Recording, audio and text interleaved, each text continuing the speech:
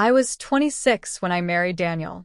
At that time, I believed I had found the kind of love people wait their whole lives for. He was kind, gentle, devoted, the kind of man who made you feel safe just by being around him.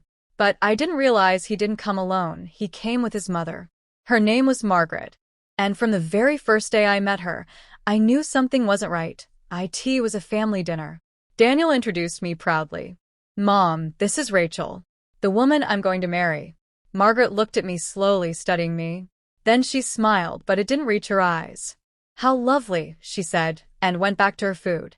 No worms. No welcome. Just distance. And on the way home, Daniel said she just needed time. But I already knew she didn't. The wedding was beautiful. White roses, soft music, happy tears. Everything looked perfect. But Margaret never smiled. Not once. She sat like she didn't approve of any of it. I tried to ignore it, told myself things would get better. But they didn't. The first year of marriage felt like a quiet war.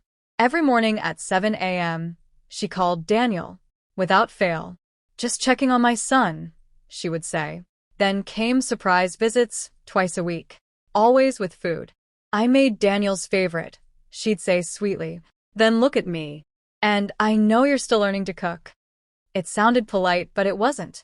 It meant, "You are not enough." Every time I told Daniel how I felt, he defended her. "She means well. She's just a mother. You're too sensitive." Too sensitive. Those words started living in my head, until I began to believe them. Maybe I was the problem. Maybe I was overreacting. Maybe I was ruining everything. By year 2, it got worse. She started calling at night. Always emergencies. Her back hurt. She heard noises.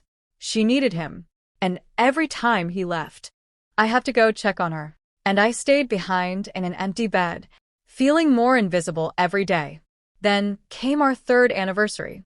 I planned everything. Candles. Dinner. A dress I saved for.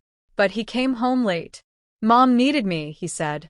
I looked at the cold dinner, the burning candles, and said, "It's our anniversary."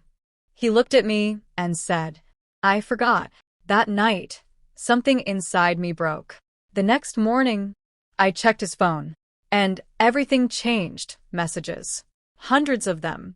Between him and his mother. She told him I wasn't good enough. That I was selfish. That I didn't love him properly. And he agreed. "I know, Mom. You're right. I don't know why I married her." That was it. I packed one bag, called my sister, and left. Today I live in peace. In silence. In freedom. Because I learned something important.